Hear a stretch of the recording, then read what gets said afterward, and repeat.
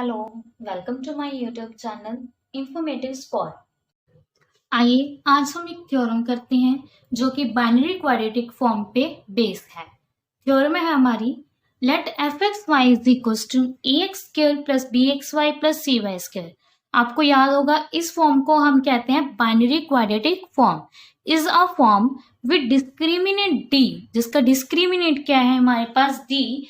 If d is less than equals to 0 and d is not a perfect square, जो d है वो 0 नहीं होगा और जो d है वो परफेक्ट स्क्वायर नहीं होगा। मैंने परफेक्ट स्क्वायर आपको बताया हुआ है।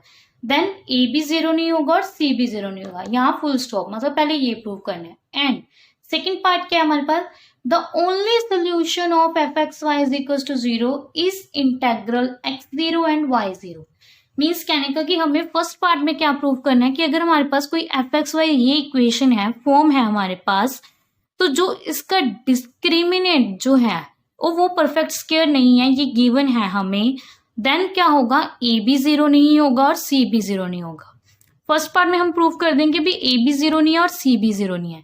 सेकेंड पार्ट में हमें क्या प्रूव करना है कि जो एफ एक्स वाई है इसका जो सोल्यूशन होगा वो 0 होगा। कब? जब x 0 होगा और y भी क्या होगा, 0 होगा। अगर x 0 है y 0 है देन इस इक्वेशन का जो सोल्यूशन है वो कब क्या होगा, 0। अगर दोनों वैल्यूज 0 हैं दैट मीन्स इसका सोल्यूशन भी क्या होगा, 0 होगा। आइए इसका फर्स्ट पार्ट प्रूव करते हैं जिसमें हम प्रूव करेंगे कि a भी 0 नहीं होगा और c भी 0 नहीं होगा जब d है वो परफेक्ट स्क्वायर नहीं है, जब d हमारे पास परफेक्ट स्क्वायर नहीं है।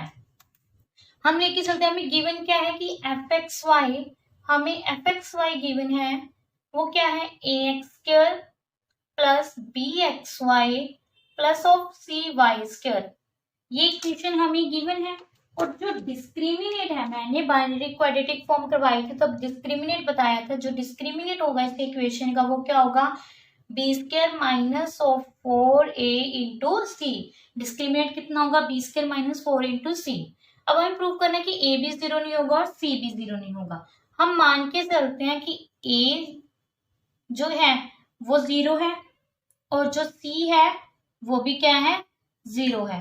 अगर a और c 0 है दैट मीन्स यहाँ पे पुट कर दो तो d की वैल्यू कितनी आ जाएगी, b स्क्वायर। इसका मतलब जो d है वो क्या हो गया, एक परफेक्ट स्क्वायर। स्क्वायर की वैल्यू आ गई ना, तो एक d क्या हो गया, परफेक्ट स्क्वायर। लेकिन by condition d is not a perfect square. Means जो हमने ये एज्यूम किया है, इफ लगाया है, इफ a 0 और c 0 then d is equal to b square. Our assumption is wrong. Assumption क्या होगी हमारी, रॉन्ग होगी। दैट मीन्स जो a is not equal to c and c is also not equal to 0। That means a और c दोनों क्या होंगे, 0 नहीं होंगे हमारे पास। ये हो गया हमारे पास फर्स्ट पार्ट प्रूफ, बिल्कुल इजी था। आइए इसका सेकंड पार्ट करते हैं कि जिसमें हमें कहा है कि जो अगर हमारे पास x 0 और y 0 है देन इसका सोल्यूशन भी 0 होगा। ये पार्ट प्रूफ करते हैं हम। इस पार्ट को प्रूफ करने के लिए हम इन्होंने कहा है कि x 0 और y 0 लेके चले हैं कि x 0 और y 0 हैं तो एफ एक्स वाई 0 होगा। हम मान के चलते हैं दोनों 0 होंगे तब वो 0 होगा, है ना। तो हम मान के चलते हैं कि इसका कोई ना कोई सोल्यूशन है। मान लो x1 और y1 फर्स्ट इक्वेशन का क्या है, सोल्यूशन है हमारे पास। ये है हमारे पास फर्स्ट इक्वेशन। इस इक्वेशन का क्या है, सोल्यूशन है। अगर ये इस इक्वेशन का सोल्यूशन है मीन्स इस इक्वेशन को सेटिस्फाई करेगा, तो f x y sorry x1 y1 is equal to a x1 square plus b x1 y1 plus c y1 square.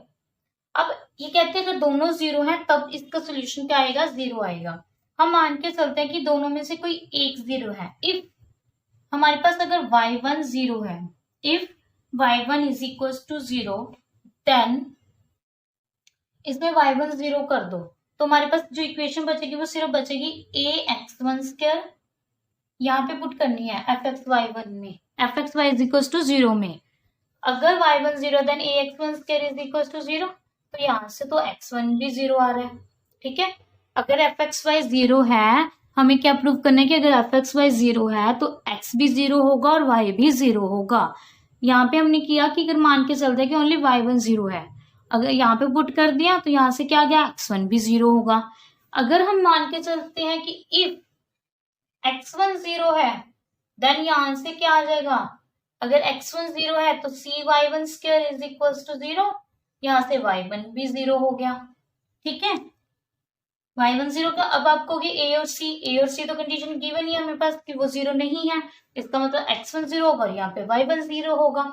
यहाँ पे कंडीशन बनती थी ना कि a भी 0 हो सकता है, x1 नहीं हो सकता, लेकिन वहां पे आपको गिवन है कि a 0 नहीं होगा और c भी 0 नहीं होगा, तो कंडीशन क्या बन गई, x1 0 होगा, y1 0 होगा।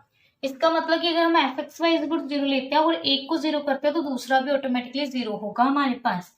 अब हम सपोज करते हैं कि दोनों ही 0 नहीं है, पहले हमने एक एक लेके किया, ठीक है, y1 x1 आ गया, x1 किया तो y1 आ गया। अब हम मान के चलते हैं कि x1 और y1 क्या है हमारे पास, दोनों ही क्या है, 0 नहीं है।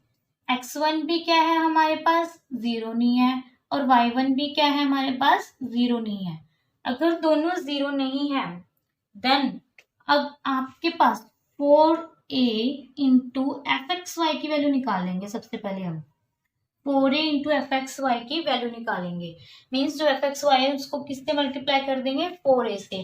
4a से मल्टीप्लाई कर देते हैं, 4a square x square plus 4a into b x Y plus 4a c Y square. हमारे पास ये इक्वेशन बच जाएगी। ठीक है, अब इस इक्वेशन को हम कैसे लिख सकते हैं, इसको मैं लिख सकती हूँ 2a इंटू एक्स का होल स्क्वायर, इस इक्वेशन को लिख सकते हैं, प्लस सेकेंड जो 4ab एक्स इंटू वाई है, क्या इस इक्वेशन को मैं लिख सकते हैं 2 into 2ab into x into y plus 4ac in y square है। अब हम क्या करते हैं, इसमें बी वाई, जो बी वाई है उसका स्क्वायर ही ऐड कर देते हैं और एक माइनस कर देते हैं, प्लस 4ac वाई स्क्वायर, ये टर्म बच गई हमारे पास, ये टर्म बच गई। अब इसको परफेक्ट स्क्वायर में लिखना है तो वो कैसे लिखेंगे हम, ठीक है, तो अब आप देखो जो ये वाली है इक्वेशन, ये क्या बन गई हमारे पास, क्या मैं इसको ऐसे लिख सकती हूँ 2ax प्लस बी वाई का whole square, a plus b का होल स्क्वायर, ए स्क्वायर इसका स्क्वायर प्लस इसका स्क्वायर प्लस 2 टाइम ऑफ इनकी मल्टीप्लाई, यही बना हमारे पास। माइनस, यहां से माइनस कॉमन निकाला हमने, तो क्या मैं इसको लिख सकती हूँ बी वाई, क्या लिख दिया मैंने बी, ऐसे करो y भी कॉमन निकालो क्योंकि y का स्क्वायर है ना, तो इसको ऐसे लिखते हैं b square minus 4ac into y square. इसको वाई स्क्वायर भी क्यों कॉमन निकाल दे, क्योंकि आपको याद होगा जो डिस्क्रिमिनेट होता है वो क्या होता है, बी स्क्वायर माइनस 4ac, और यही बन गया हमारे पास।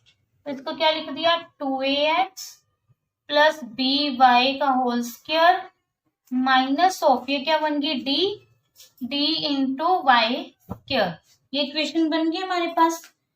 अब जो ये इक्वेशन है किसके इक्वल है, 4axy के, यहाँ पे कर दूं, दैट इम्प्लाइज ये इक्वेशन किसके इक्वल है 4afx इंटू वाई के, और fxy की वैल्यू क्या है हमारे पास 0, मीन्स ये टोटल इक्वेशन किसके इक्वल होगी 0 के।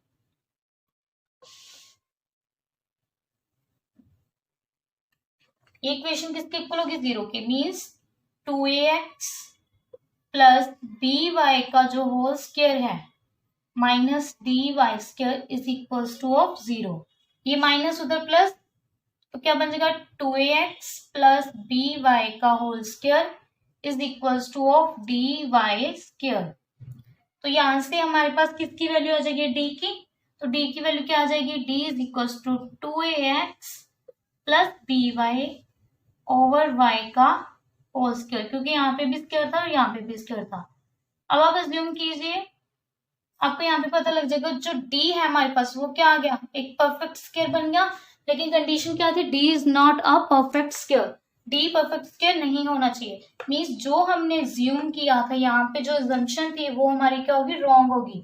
आवर अजम्पशन इज रॉन्ग, अगर हमारी assumption रॉन्ग होगी, assumption रॉन्ग क्या हुई है कि x1 और y1 जो होंगे हमारे पास वो 0 ही होंगे।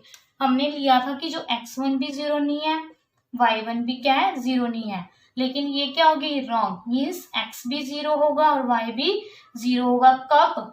when, जब fxy की वैल्यू क्या होगी हमारे पास 0 होगी। अगर fxy 0 है दैट मीन्स या तो x 0 होगा या फिर y 0 होगा, और या फिर दोनों टर्म्स क्या होंगी 0 होंगी। नेक्स्ट सेशन में हम डेफिनेट इनडेफिनेट के बेस पे थ्योरम करेंगे। Thank you guys. Thank you guys. अगर आपको मेरी वीडियो अच्छी लगी हो तो प्लीज प्लीज उसे लाइक शेयर एंड कमेंट करना ना भूलें। Thank you. Informative spot.